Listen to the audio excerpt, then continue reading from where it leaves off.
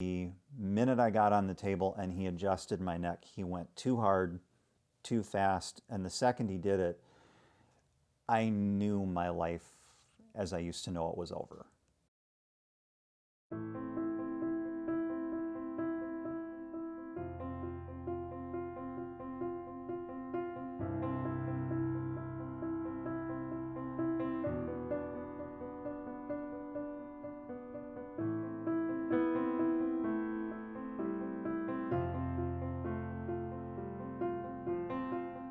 The second he did it, the world started spinning in ways that are almost hard to describe. I was later told it's called high velocity multi-vector vertigo, which means you're spinning at hundreds of miles an hour and in multiple directions at the same time. And the minute that happened, I toppled to the floor. I hit the floor like a sack of bricks, and I was terrified out of my mind. And I was physically trying to right myself, but my arms and legs just didn't work. Things did not go well as time passed. I ended up on the floor of the chiropractor's office, and for whatever reason, he didn't call 911. His first reaction was to get down on the floor and start yanking on my neck again, repetitiously. And we were later told that easily could have killed me. Any one of those yanks could have severed the artery completely, and I would have been dead on the spot.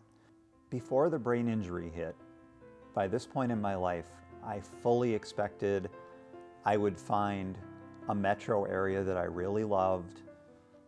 I would have had a job that I enjoyed. I would have had an amazing social life and an incredible group of close friends.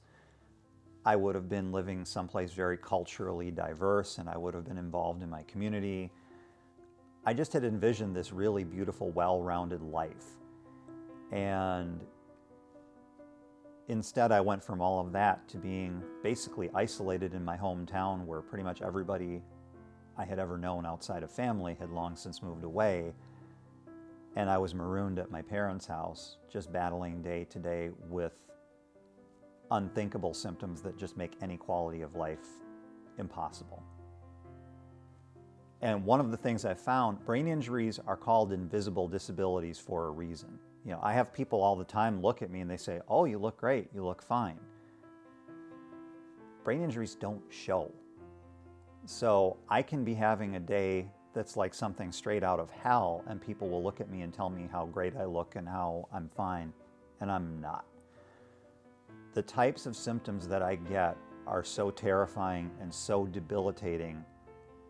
I've told people it's like having a piece of your soul ripped out every single time you have one of these things. Every single time I have one of these days where I'm washing dishes in the kitchen and I get hit with one of these vertigo attacks, and suddenly my whole planet, the whole reality of this world is just going crazy in multiple directions.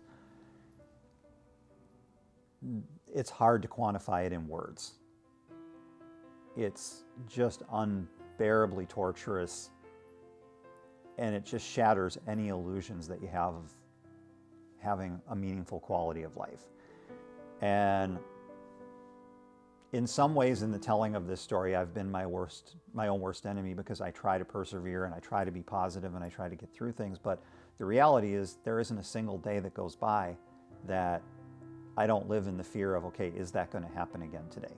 Every time I eat a morsel of food, every time I'm going to go take a shower, every time I'm going to ride across town in the car, I'm always wondering, is this going to hit now? Is it going, how long do I have before I get clobbered again? How long before I have to go through that again? And it just does such terrible things, physically, emotionally, and it just trashes everything about your reality day to day. And there's other things that I struggle with daily. I wake up every single morning now and go to bed every single night, despite my positivity. There's just so much that I've lost, and the life that I was supposed to have that just never got to be. Every day I live in fear, because what few resources my family had have been expended just keeping me alive this long and getting us to this point. And now my family has shrunk and shrunk because during the years since this happened, most of my family has passed. I'm down to 2 family members who are keeping me off the street. If I can get the resources needed to rebuild my life now, there's a number of things that I still envision for myself because there is still hope. I have made progress in recent years. I've made some improvements that were believed to be impossible just 10 years ago. If I can hit the restart button, I want to get the type of medical help that I need. Injuries like this are highly specialized, and I've found some amazing integrative clinics that work with injuries like this, but it's expensive care. If I can get with them, they're confident they can move the needle and improve my functionality more than enough to improve my quality of life and enable me to do more things and go more places. That's a high priority. I'd love to be able to go on with my plans, move, find a community that really meshes with me culturally, socially, intellectually, and just try to go on at least some of the journey that I was going to have before I got hurt. And I'm very passionate about causes, so I'm sure wherever I go, I'll be involved in the local animal rescue community, I'll be involved in the civil rights community. I do have a passion for writing, and I would like to have writing be my new career, since any kind of structured career is just a thing of the past at this point. And beyond that, just to be able to get out and realize more of my potential than I've been able to since this happened.